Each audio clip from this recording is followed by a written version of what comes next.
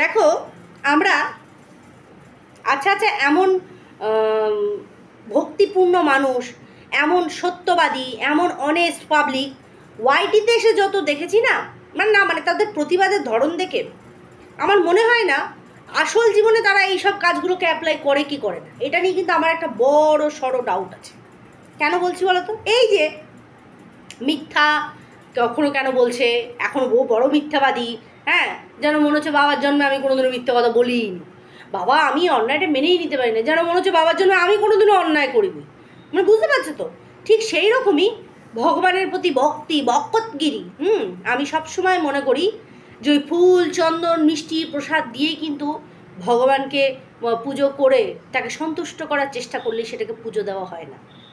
মন থেকে শ্রদ্ধা ভরে যদি আমি তাকে এইটুকু সময়ের জন্য ডাকি, সেটাও তার কান অবধি পৌঁছায়। কিন্তু আমরা লোক দেখানি কাজে বেশি বিশ্বাসী, যে এটা দেখাবো মানুষের ফিডব্যাক বেশি ভালো আসবে, এটা বোঝাবো, আমি জানাবো দেখো আমি কত ভক্ত। সেই রকম কিছু দেশভক্তকে আমি দেখেছি। বিশাল দেশের প্রতি তাদের মানে উড়ে বাবা মা গো। তার মধ্যে থেকে একজন তো আমাদের আছেই, আমাদের রিপু দিদি। ভীষণ দেশের প্রতি তার নিষ্ঠা মানা যায় না। এর আগেও যখন কণিকার দ্বারা একটা ভুল হয়েছিল, ঠিক আছে, সেইখানে দাঁড়িয়েও কিন্তু মানুষের অনেক প্রতিবাদ নেমেছিল। কিন্তু কথাটা কি জানো, এই যে পতাকা বা আমাদের জাতীয় সঙ্গীত বলো বা আমাদের দেশের প্রতি যে রেসপন্সিবিলিটি বলো, দেখো আমরা ইন্ডিয়ান, আমরা ভারতবর্ষকে ভালোবাসি, তো সবার আগে কিন্তু আমার দেশটাই সবচেয়ে বেশি প্রায়োরিটি পাবে, এটা কিন্তু বাস্তব। হ্যাঁ, সেখানে দাঁড়িয়ে আমার দেশ আমাকে শিক্ষা কী দেবে সেটাও আমাদের মনে রাখতে হবে।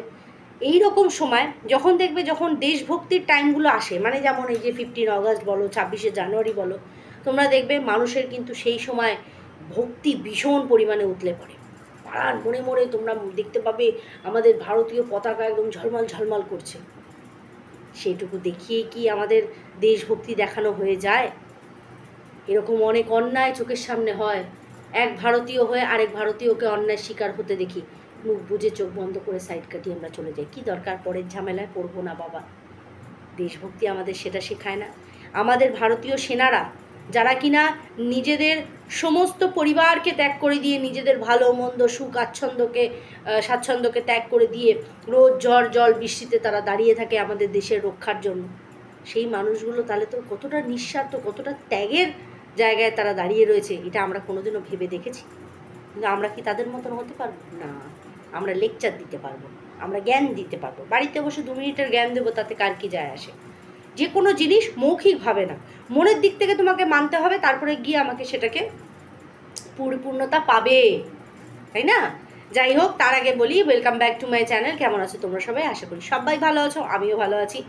তো দিনের সেকেন্ড ভিডিও নিয়ে চলে আসলাম, আর অবশ্যই করে ইম্পর্টেন্টই ভিডিও, কারণ কিছু জিনিস যেটা দেখলাম সেটা তো চোখের আড়াল করতে পারি না। বাচ্চা না এমন একটা বস্তু, জলই ধরো, ওকে তোমরা যে পাত্রে রাখবে না, ঠিক সেই পাত্রের আকারটাও ধারণ করে নেবে। গোল বাটিতে রাখলে গোল, চৌকোতে রাখলে চৌকো, লম্বায় রাখলে লম্বা। জল ঠিক যেরকম নিজের আকারটা নিয়ে নেয়, ঠিক বাচ্চারাও কিন্তু তাই। আর এই বাচ্চার এই ছোট ছোট প্রাথমিক শিক্ষাগুলো কোথা থেকে সে রপ্ত করে বলো তো? তাদের বাড়ি থেকে। প্রথম পাঠ্যশালায় কিন্তু প্রাথমিক স্থান হচ্ছেই কিন্তু এই আমাদের বাড়ি, ঘর। ছোট্ট থেকে যখন বাচ্চাকে আমরা স্কুলে ভর্তি করবো করে মানসিকতা নিই, তখন থেকে আমরা তাকে একটু একটু করে মুখে বলা শেখাই। এইটা বলো, ছড়া বলো, কবিতা বলো, অক্ষর যে অ্যালফাবেট সেগুলো চেনানো বলো, ছোট্ট ছোট্ট করে লেখা বলো, এই জিনিসগুলো কিন্তু আমরা বাড়িতেই করানো শুরু করি, যাতে করে গিয়ে তারা জায়গা মতন গিয়ে প্রিপারেশনটা দিতে পারে। কারণ বেসিক প্রিপারেশনটা সেখানে, ওই জন্যই প্রাথমিক বিদ্যালয়টা তার বাড়িকেই বলা হয়। শুধুমাত্র শিক্ষাগত জায়গায় তাকে তৈরি করব বলেই তাকে আমি তৈরি করব, সেই প্রাথমিক শিক্ষাটা দেব, এটাও যেমন ঠিক, তার সাথে সাথে কিছু সামাজিক শিক্ষাও আছে, যে সামাজিক শিক্ষাটা তারা এই বাড়ি থেকেই পাবে, আর বাড়ির মানুষজনকে দেখেই অপরের প্রতি সেটা সে অ্যাপ্লাই করবে, এটা ফ্যাক্ট। সের মধ্যে কী পড়ছে? বড়দের সাথে কীরকম ব্যবহার করতে হয়, বড়রা কিছু বললে সেটাকে শুনতে হয়, বড়দের পায়ে হাত দিয়ে নমস্কার করতে হয়, ভালো মন্দকে দেখলে সেখানে অন্যায়ের প্রতিবাদ করতে হয়। এই যে জিনিসগুলো, এই জিনিসগুলো কিন্তু প্রাথমিকভাবে বাড়ি থেকেই একটা বাচ্চা শেখে। ঠিক সেই রকমই কোনটা গুড টাচ, কোনটা ব্যাড টাচ, কোনটা ভালো জিনিস, এইটা মন্দ জিনিস, এই বেসিক কিছু জিনিসগুলো কিন্তু আমরা বাচ্চাদেরকে শেখাই। এইবার কথা হচ্ছে, কেউ যদি নিজেরই ধ্যানে মগ্ন থাকে আর মনে করে সমস্ত জিনিসটা কন্টেন্টের বিষয় হয়ে দাঁড়িয়েছে, যেমন 80 টাকার ঘড়ি 80,000 টাকার একটা ট্যাগ পেল, ঠিক সেই রকমই আজকে দাঁড়িয়ে পটিতে বসে জাতীয় সঙ্গীত গাওয়াটাকে বাথরুম সিঙ্গার বলে চালিয়ে দিল এক বাচ্চার বাবা। আমি বাচ্চাকে কখনোই দোষ দেব না, কারণ সে অবুঝ একটা প্রাণ, ও জানে না জাতীয় সঙ্গীতের গুরুত্ব বা মহত্ব কতটা। ওর পক্ষে সেটা জানা সম্ভব না যতক্ষণ না কেউ বড় তাকে বুঝিয়ে দেবে। আজও আমরা আমাদের জাতীয় সঙ্গীত যেখানেই হোক না কেন তাকে সম্মান করি, আমরা উঠে দাঁড়াই। যেমন ক্লাসে টিচার ঢুকলে আমরা উঠে দাঁড়াই, ঠিক সেরকমই সম্মানের সহিত আমাদের মানে ন্যাশনাল অ্যানথেম যখন আমাদের গাওয়া হয় সেই সময় কিন্তু আমরা উঠে দাঁড়াই তাকে সম্মানের জন্য। হ্যাঁ, বসে থাকতেই পারি, তাতে কি হয়েছে? এটাতে তোমার শিক্ষার পরিচয় তুমি পাও। কিন্তু একই বিষয় যখন মানুষ বারংবার করে, সেটাকে কি ভুল বলে, নাকি দোষ বলে, নাকি ইচ্ছাকৃতভাবে বলে? এটাকে ইচ্ছাকৃতভাবেই বলে। সেটা করেছে কে? বাচ্চার বাবা। হ্যাঁ, আজকে বাচ্চাটি যখন বাথরুমে গেছে, পটিতে যখন সে বসেছিল, তখন বসে বসে আমাদের এই ন্যাশনাল অ্যানথেম, যেটা জাতীয় সঙ্গীত, সেটা কিন্তু গাইতে বসেছিল। ও গেয়েছে আর সেটাকে তার বাবা ক্যামেরাবন্দি করেছে। আর টাইটেলে, থাম্বনেলে কি দিয়েছে? আমার ছেলে আজ বাথরুম সিঙ্গার। Like seriously? হ্যাঁ, মানে আমি মানছি তুমি মানে 8 পাস, ঠিক আছে, আজকে কিছু কথা বেরিয়ে আসে জানো তো, বলতে গেলেই তো তখন খারাপের দিকে চলে যায়। আজকে বেসিক শিক্ষাটা তো তুমি তোমার ছেলেকে তুমি দেবে, আর নচেত এটাকে ক্যামেরাবন্দি করবে না, অফ ক্যামেরা তাকে বোঝাবে। আর যদি নিজে না বোঝাতে পারো, তোমার বাবা যথেষ্ট গুণী মানুষ, তার যোগ্যতা আছে, কিন্তু তার যোগ্যতাগুলো নষ্ট হয়েছে, সে কাজে লাগাতে পারেনি। তাকে বলো, সে সুন্দরভাবে বুঝিয়ে দেবে তার নাতিকে যে অ্যাকচুয়ালি জাতীয় সঙ্গীতের কতটা গুরুত্ব বা মহত্ব আছে। সারাদিন খাওয়া, সারাদিন ঘোরা, সারাদিন শোয়া, বললে পরে তো দুটো কথা বেরিয়ে যায়। বিয়ে বাড়ি থেকে এসে তুমি এতটাই ক্লান্ত যে সকালবেলা তুমি ঘুম থেকে উঠতে পারোনি, আর ঘুম থেকে উঠে তুমি দেখছো যে তোমার মা বাচ্চাকে নিয়ে অলরেডি স্কুলে চলে গেছে। অ্যাজ এ ফাদার তোমার রেসপন্সিবিলিটিটা কোথায়? এই যে তুমি টাইটেলে বড় বড় করে লেখো বাচ্চাকে নিজের কাছে রাখার জন্য আমি যতটা পারবো লড়ে যাব, তুমি লড়ছো, কিন্তু ওই লড়াটা খালি দেখাচ্ছ মানুষজনকে। রেসপন্সিবিলিটি, দায়িত্ব। তোমার মাও তো বিয়ে বাড়ি থেকেই ফিরেছিলেন, সেও উঠে সকালবেলা ঘরের কাজকর্ম সেরেছেন। কেন এই বয়স্ক মানুষ দুটোকে দিয়েই সমস্তটা করাতে হয়? আজকে আমি বলতে বাধ্য হচ্ছি। তুমি ঘুম থেকে উঠেই তোমার খাওয়া, আজকে কি রান্না হলো, আজকে স্পেশাল খাওয়া দাওয়া, স্পেশাল রান্নাবান্না, স্পেশাল সমস্ত কিছু। বাচ্চার জীবনটাকেও স্পেশাল করে তোলো। এই ছোট ছোট জিনিসগুলো ওর শিক্ষার মধ্যে পড়ে। এটা শেখানোর রেসপন্সিবিলিটি তোমার। পাড়ার লোক আসবে না ওকে শিখিয়ে দিতে। এবার কেউ যদি বলো মায়ের থেকে মাসির দরদ বেশি, অবশ্যই বেশি। মা যেখানে বাচ্চা ফেলে দিয়ে চলে গেছে, মাসিরা তো দরদ দেখাবেই, পিসিরা তো দরদ দেখাবেই, এটা তো কথাতেই আছে। কিন্তু বাবা নিজের ধ্যানেই এখন মত্ত। বাবা এখন অন্য ইসে মানে চিন্তাতেই মগ্ন। তার ধ্যান জ্ঞান সমস্ত কিছু মানে এমন জায়গায় মানে লুপ্ত হয়ে গেছে সমস্ত কিছু। কি বলবো আর, যেই বেসিক জিনিসগুলো সে এর আগেও এরকম একটা ঘটনা ঘটে, সেটা নিয়ে দেখো। যদি তুমি মনে করো যে এটা কন্টেন্ট, সমস্তটা জিনিস কন্টেন্টের মধ্যে পড়ে না। কন্টেন্টের জন্য আমি কাউকে গালি দিতে পারি না, কন্টেন্টের জন্য কারো চিলহরণ করতে পারি না, তাই তো? কি তাই তো? কন্টেন্টের জন্য কারো চরিত্র হনন করতে পারি না। সেরকম কন্টেন্টের জন্য জাতীয় সঙ্গীতকে মানে কন্টেন্ট করে বাথরুম সিঙ্গার হিসাবে সেটা ট্যাগ দিতে পারি না, কারণ যে গাইছে সে তো অবুঝ, সে তো জানেই না এই বিষয়টায়। কিন্তু যে ক্যামেরা করছে তার তো বেসিক একটা সেন্স আছে নাকি, মানে শিক্ষাগত যোগ্যতায় পরিপূর্ণ হতে পারোনি, সামাজিক শিক্ষাগুলো তো পেয়েছো, তাহলে তোমার চিন্তায় শুধুমাত্র তোমার সন্তান, তোমার বাবা মা, এইটাই তো হওয়া উচিত, তা হওয়া উচিত। কিন্তু সেখানে দাঁড়িয়ে কি বলবো, তুমি বিয়েবাড়ি থেকে এসে তুমি রেস্ট নিচ্ছ, কারণ তোমার উঠতে দেরি হয়ে গেছে, বিশাল খাটনি পড়ে গেছে, ক্লান্ত।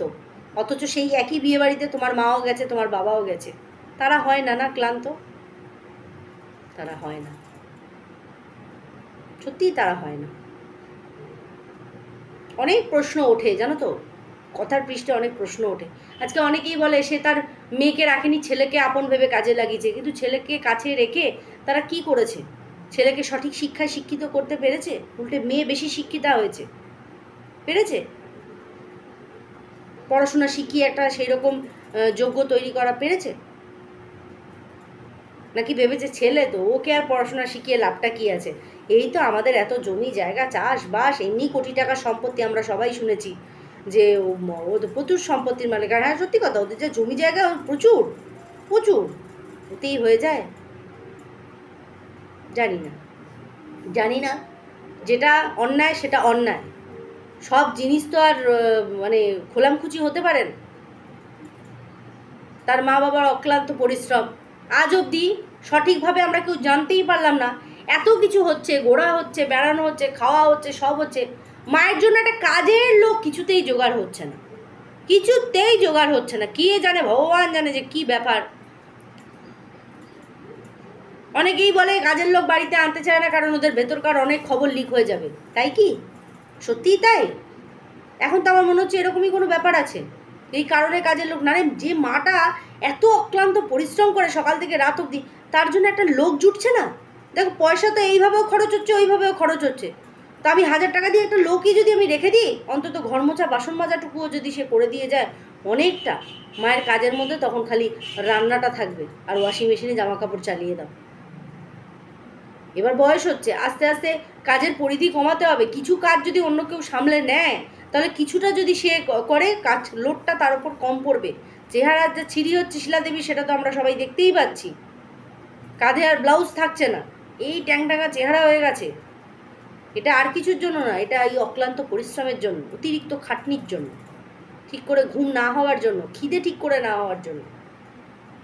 আর ছেলে বিয়েবাড়ি খেয়ে এসে তার বলে সকালবেলা ঘুমই ভাঙছে না, কিসের জন্য? তার ছেলেকে নিয়ে এখন অবধি আমরা স্কুলে একটু যেতে দেখলাম না,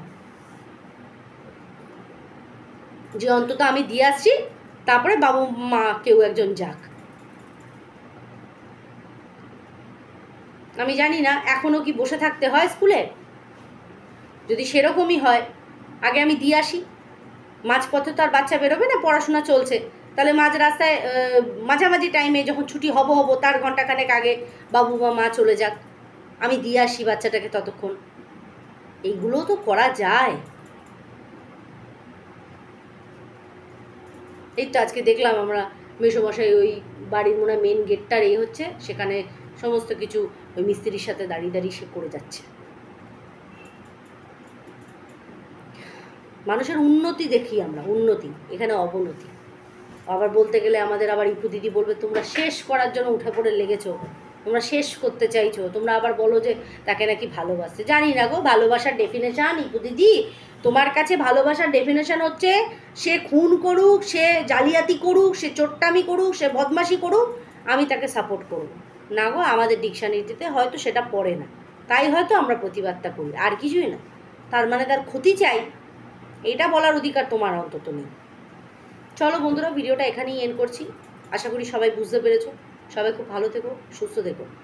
আর এই মিউচুয়ালি ডিভোর্স, আমার তো মনে হচ্ছে এই জলপাইগুড়ির কাকু আসার পরেই, নাহলে এতদিন ডিভোর্স আটকে আছে। আরে ছাতা, যে সম্পর্ক আমি রাখবই না, সেটাকে এতটা দিন খিচে নিয়ে যাওয়ার কি আছে? মিউচুয়ালি ডিভোর্স করো, ঝামেলা হাঁটাও, সে তার মতন থাকুক, সে তার মতন থাকুক। আর এটা মনে হয় এবার এই জলপাইগুড়ি কাকুর জন্যই সম্ভব হবে। উনি এসেই মনে হচ্ছে মাথায় বুদ্ধিটা দিচ্ছে, মনে হচ্ছে কথাবার্তায় সেটাই বোঝা গেল, নাহলে এত সহজে ও তো রাজি হচ্ছিল না। সবাই খুব ভালো থেকো, সুস্থ থেকো। দেখা হচ্ছে নেক্সট একটা ভিডিওর সাথে, ততক্ষণের জন্য টাটা।